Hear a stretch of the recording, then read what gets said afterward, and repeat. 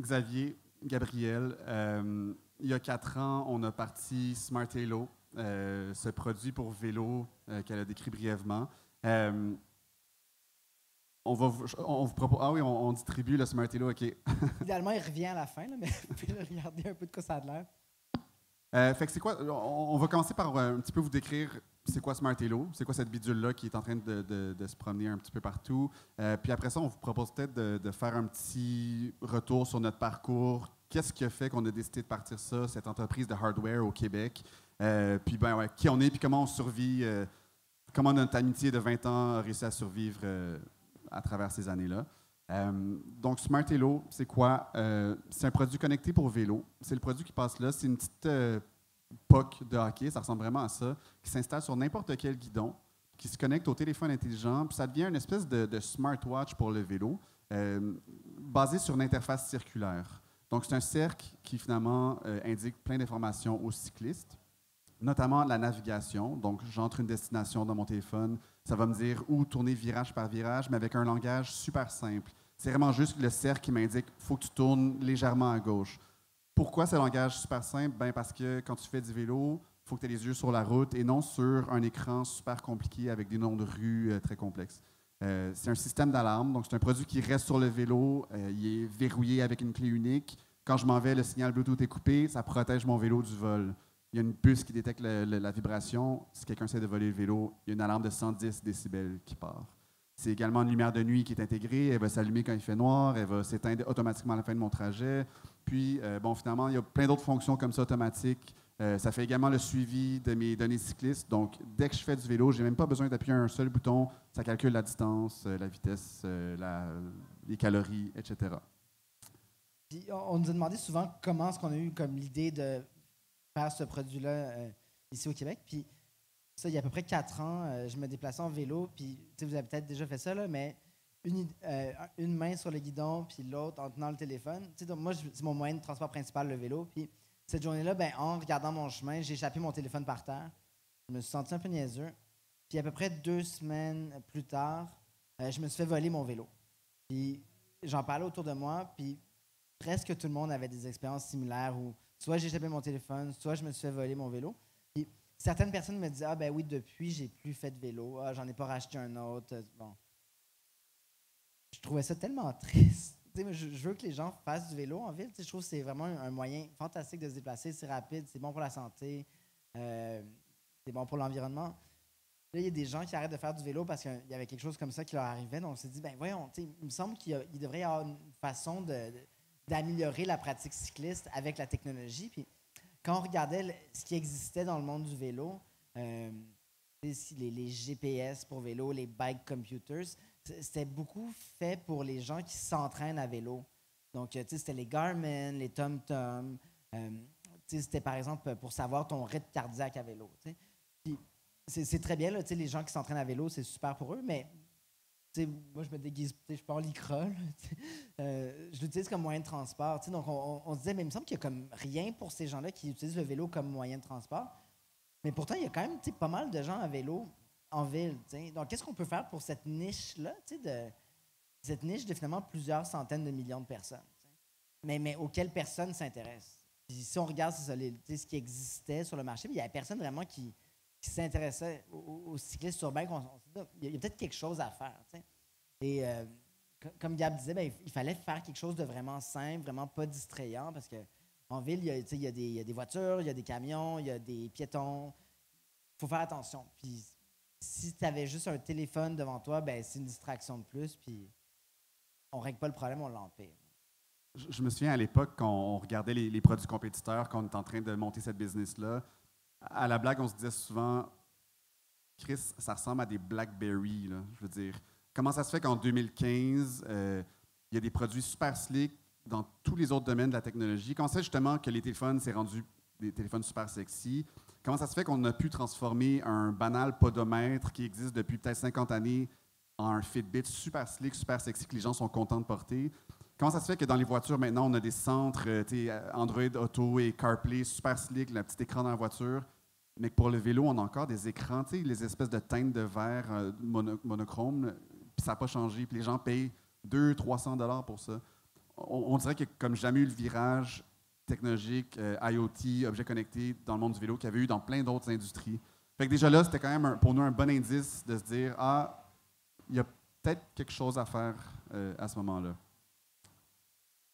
En 2014, quand on a eu comme les premières idées de ce qu'allait devenir Smartello, on était dans un road trip là, avec d'autres amis, pas en vélo, un road trip normal, en voiture.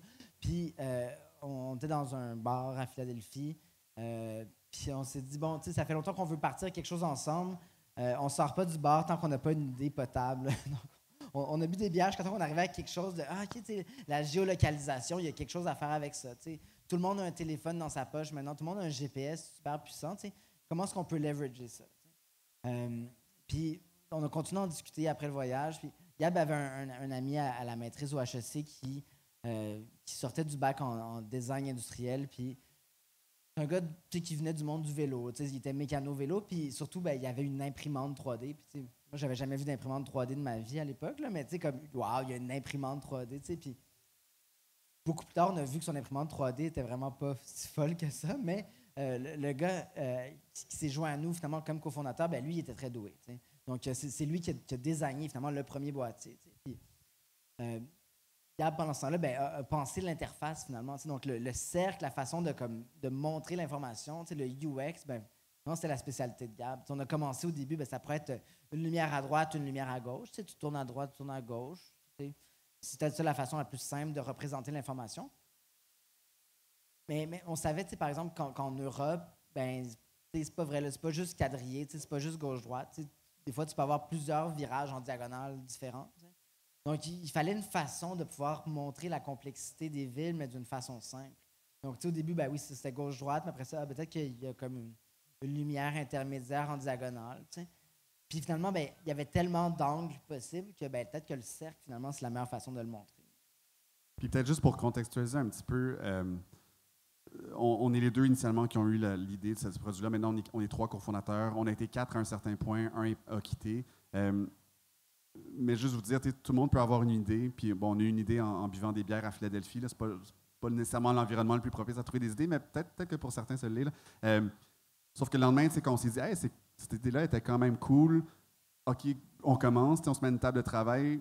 On s'est quand même rendu compte rapidement que bon, faire un produit hardware, ça prenait de l'ingénierie, ça prenait du design industriel, comme il disait. C'est pas ça qu'on est. Xav, il a fait de la politique avant. Là. Moi, je faisais du design, mais du design, c'est pas très tangible. C'est très software, finalement. Là. Fait que je pense qu'un des bons coups qu'on a fait très tôt dans la vie de cette compagnie-là, c'est d'être très humble puis de dire on n'arrivera pas à faire un produit à 2. Peut-être même pas à 3. Peut-être qu'il faut 4 personnes. Puis on avait identifié les 4 piliers de cette entreprise-là, puis on s'est dit un objet connecté, c'est quoi finalement? C'est du hardware, donc c'est le Smartello qu'on voit, qui parle à du software, qui doit être. En fait, c'est le hardware qui est dans une espèce de coquille de plastique qui doit parler à du software. Donc, il y a comme l'élément d'ingénierie, il y a l'élément de design industriel, puis l'élément de design. Puis, il faut faire rouler une business. Fait qu'on va trouver ce rôle-là pour Xav, qui faisait de la politique avant. Mais finalement, Xav, en faisant de la politique, peut-être que ça a donné l'espèce d'esprit d'entrepreneuriat que tu as gardé tout ce temps-là. Je ne sais pas si tu veux compléter là-dessus un peu sur ce que tu as fait avant Smartello, là, mais... Oui, c'est ça. J'avais lancé une couple, j'avais quelques idées. Puis, quand on a lancé Smartello, moi, j'avais comme quelques trucs qui roulaient en parallèle. C'était tous des projets. C'était pas des compagnies, là, mais j'avais je sais pas s'il y a encore des gens qui se souviennent d'un site qui s'appelait Le Navet. C'était comme un site satirique. C'était comme des fausses nouvelles. Un peu comme The Onion au Québec. Je sais pas. Ça marchait assez bien. Sans prétention, The Onion au Québec. on faisait du viral sur Facebook à une certaine époque. Bref, il y avait ça. Je lançais une couple d'autres affaires en même temps, mais c'était tout comme des side projects. Moi, je faisais de la traduction parce que je savais écrire. Gab faisait du design en parallèle. Donc, c'était pas quelque chose qu'on ne s'est pas lancé à pieds joints non plus. On va faire ça à temps plein. On avait un revenu on the side. On était tous un peu des freelancers. Puis, c'est ça. Dans le fond, on a commencé ça avec pas d'argent. Donc, quand est venu le temps de s'incorporer, OK, il faut incorporer l'entreprise, OK. 4 fondateurs, on s'est dit, on va mettre 25 $ chacun. Donc, on va avoir un grand capital corporatif de 100 $. Donc, c'est avec ça qu'on a commencé. On n'avait pas d'oncle riche qui pouvait nous financer pour commencer. Donc, on a commencé comme ça, avec 100 $. On a fait des modèles en 3D de quoi pourrait avoir l'air le produit. On a réussi à gagner une bourse, un concours qui s'appelait à l'époque Concours québécois en entrepreneuriat, qui s'appelle maintenant Ose entreprendre. Donc, on a gagné genre au local, dans Montréal-Est. On ne s'est pas rendu au régional, comme notre truc n'était pas assez bon encore. On a gagné une bourse au HEC qui nous a fait avancer un peu plus. On a eu un prêt de futurpreneur, un premier 15 000. On a réussi à avoir un autre prêt de BDC, 30 000. Puis, comme on continue d'avancer. Puis finalement, on a réussi à se rendre comme ça jusqu'à une campagne Kickstarter à l'été 2015. Puis là, ça nous a vraiment pris par surprise parce qu'on ne pensait pas que ça allait marcher de même. Puis finalement, en 30 jours, on avait une vidéo de quoi aurait l'air ce produit-là, mais c'était quand même fake. Là, on avait un produit qui avait l'air de marcher, mais il ne marchait pas pour vrai. T'sais. Mais dans le vidéo, ça avait l'air de fonctionner, puis ça avait l'air qu'on était tout près de la production, puis demain matin, on pourrait décider de produire si ça nous tentait, mais le produit ne marchait pas pantoute, mais c'est pas grave. 30 jours après, sur Kickstarter, on avait 1,5 million en pré-vente de monde un peu partout qui avait décidé d'acheter ce produit-là qui n'existait même pas. Puis là, on n'avait jamais vu autant d'argent dans un compte en banque en même temps. Puis là, on n'a comme pas eu le choix de le faire. Puis, parmi tout ça, je ne sais pas si vous réalisez, mais au Québec, du hardware, c'est quand même plutôt rare qu'il y ait des produits physiques. On est très bon en software, on est très bon en jeux vidéo, on est très bon en multimédia, mais du hardware, c'est plus rare parce que c'est très difficile, mais aussi peut-être qu'on est, je sais pas, peut-être qu'on n'est pas une province de hardware. Puis la réalité, c'est qu'on nous demande souvent, comment vous avez fait, puis comment ça que vous avez réussi, puis comment ça que vous êtes capable de rester amis aussi dans tout ça. Mais je pense que cette amitié-là qui nous lie, c'est aussi quelque chose qui explique qu'on a réussi à traverser tous les défis qui sont liés à du hardware. Puis effectivement, on nous demande beaucoup comment ça se passe, votre relation depuis ce temps-là. Je pense que ça a changé, évidemment. On est des associés. Il y a de l'argent en jeu. Il y a une partie de notre vie qui est en jeu. Mais je pense que ça nous a aussi mené à confronter des problèmes d'une façon que peut-être deux associés qui ne se connaissaient pas avant depuis 20 ans n'aborderaient pas les problèmes de la même façon. Puis je pense qu'on se dit souvent, on peut ne pas se parler, mais on comprend un problème de la même façon. Puis ça nous évite de prendre des détours pour justement confronter puis trouver des solutions. Comme pas en train de s'ostiner sur les fondamentaux. Finalement, on est juste comme naturellement assez d'accord. Ça ne veut pas dire qu'on est toujours d'accord. On débat, puis on aime ça débattre, puis des fois, on aime ça aussi voir comme une position complètement contraire, juste pour voir qu'est-ce qui prend à sortir, mais on ne s'est jamais crié dessus. Non, c'est ça. Puis le fait qu'on se connaît depuis 20 ans, ça amène une certaine complémentarité aussi. Je sais comment Xavier réagit dans certaines situations et vice-versa, fait qu'on peut connaître nos éléments non-verbaux plus facilement. Puis aussi, un exemple tout précis, Xav, c'est une personne qui est très proactive, un peu hyperactif à la limite. Moi, je suis plutôt pragmatique, mais on va se retrouver là-dedans. Lui, il va pitcher plein d'idées. Le trois quarts vont être vraiment pourris, mais là, moi, je vais voir ça, je vais analyser, puis je vais dire, ah, celle-là n'était pas si mal, finalement, Xavier. Puis là, après, il va prendre mon idée, puis il va la relancer, puis il va amener quelque chose de plus à partir de ce style-là. Donc, il y a vraiment une force d'avoir une espèce de lien comme ça qui est semi-tangible, mais qui finalement, ça permet de comme, créer de façon organique, je dirais. Il y a beaucoup de choses qu'on a bâties pour Smartelo qui ont été basées sur l'intuition. Aujourd'hui, on essaie de beaucoup rationaliser, mais au début, là, la réalité, c'est qu'on essayait quelque chose, puis on regardait si ça allait dans le bon sens. Je ne suis pas sûr que ça aurait marché dans n'importe quelle dynamique de cofondateur de faire ça de cette façon-là, mais dans notre cas, ça a marché. Puis aujourd'hui, on peut bâtir quelque chose là-dessus, puis raffiner, si on veut, ces processus-là, en incluant d'autres mondes qu'on ne connaît pas depuis 20 ans, évidemment. Là. Depuis la campagne Kickstarter, je pense qu'un des choses qu'on a réussi qui sont quand même finalement assez rares. Il y a beaucoup de campagnes qui réussissent sur Kickstarter. Il n'y a pas tant de campagnes qui réussissent à livrer par la suite. Il y a beaucoup d'histoires d'horreur sur Kickstarter où des campagnes qui réussissent à lever finalement plusieurs millions, mais finalement ne livrent jamais le produit. Là. Nous, on a finalement réussi à livrer. On a livré quoi, genre 1 an plus tard, quelque chose comme ça. Un petit peu plus, un petit peu plus. Mais on a quand même finalement réussi à livrer un produit qui existe. Puis maintenant qu'on vend sur Internet, qu'on vend chez Apple. Chez Apple, comme j'y croyais pas là, que ça allait marcher. Puis en fait, il y a 1 an, j'étais au Startup Fest. Puis j'ai appris que ça allait marcher chez Apple. Puis comme on a été super chanceux parce que Apple cherchait à lancer une section santé, si on veut, dans leur Apple Store. Puis nous, on arrivait au même moment où on arrivait, hey, nous, notre produit, il se connecte avec Apple Health, si vous voulez.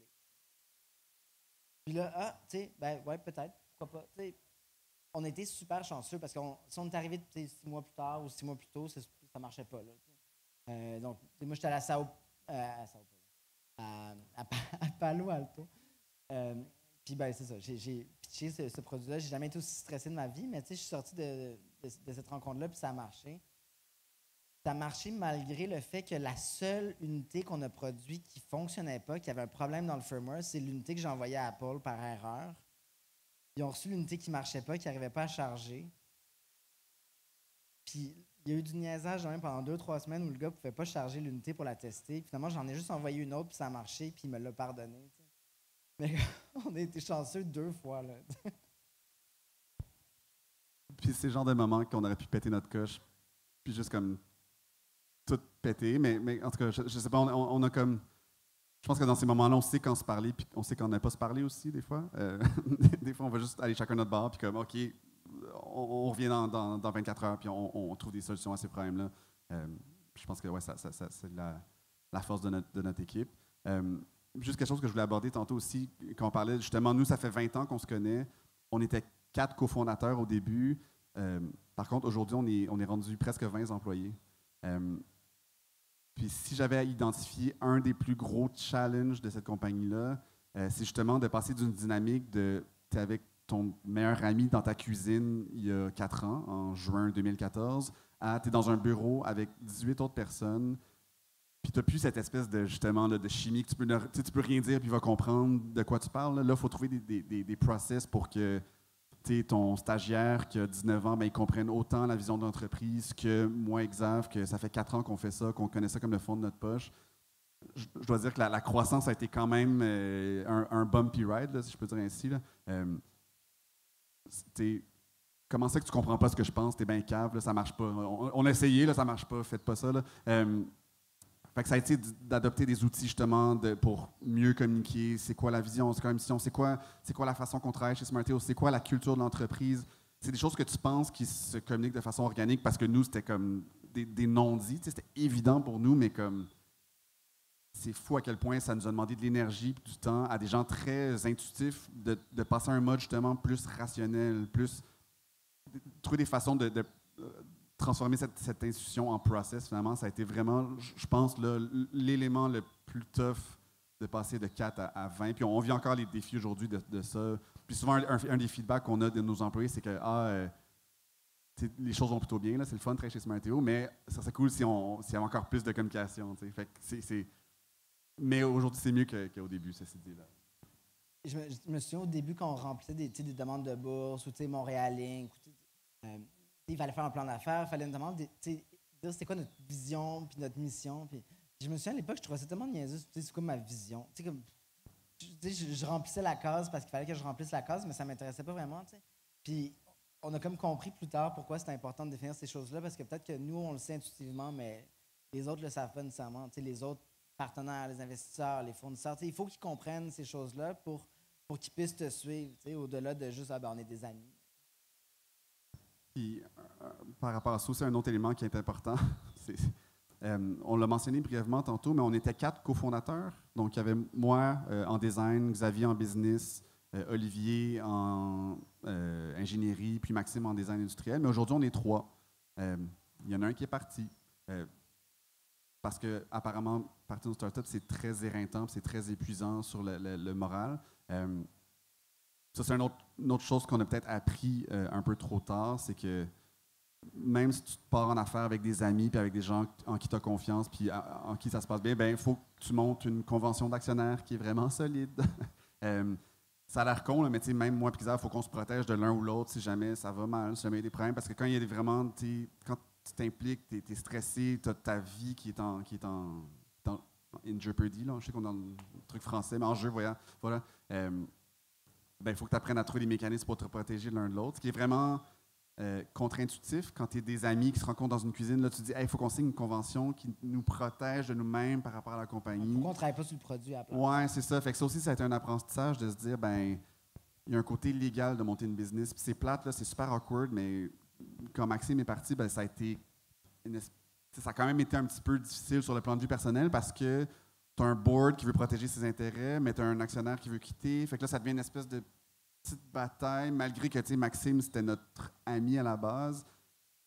Fait que, tu sais, dès le début, là, c'est de mettre des paramètres très clairs de, OK, ben, si tu t'en vas après tel moment, peut-être que tu as juste le droit à tel pourcentage d'action. Tandis que nous, c'était monté un petit peu, tu sais, à l'improviste.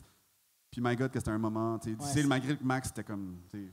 On est tous des gens raisonnables, finalement, tu sais, on est en très bon terme avec lui, là, mais c'était pas le fun. Là, donc, c'est sûr que ça vaut la peine de vraiment définir clairement c'est quoi les conditions dans le cas où une personne s'en va. Puis nous, la manière qu'on l'avait définie avait aucun sens.